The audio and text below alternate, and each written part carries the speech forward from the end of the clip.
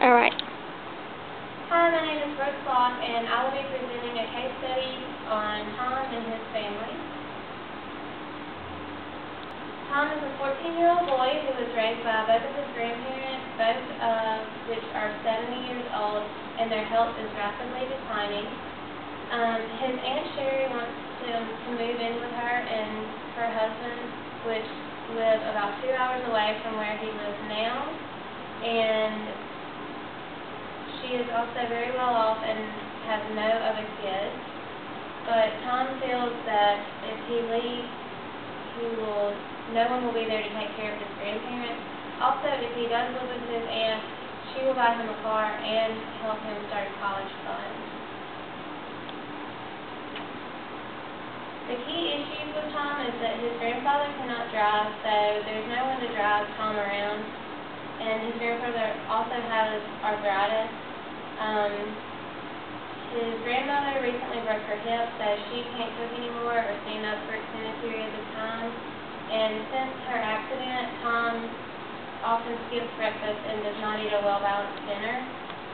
And there's also several problems with the house that need to be repaired, but money is tight, so they can't fix it right now. And his teachers have recently reported that since his grandmother's accident, he's been withdrawn and has a short attention span, and his work has declined.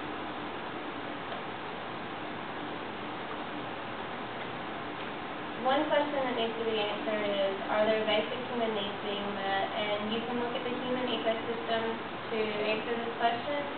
As far as their individual well-being, all of their health is declining. The grandfather, grandmother, and Tom's health are declining.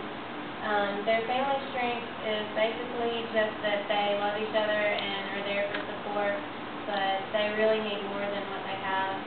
And they have basically no community vitality because they have no outside communication with anyone in the community except for Tom going to school.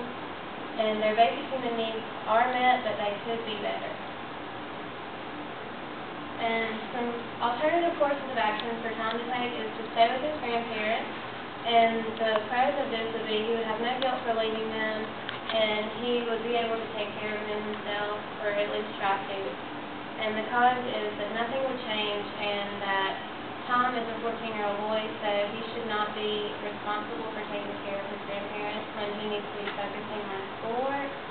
And he could also choose to move in with his Aunt Sherry, which the pros of this would be a new start for Tom, more opportunity, it would be less stressful, and he would be taken better care of.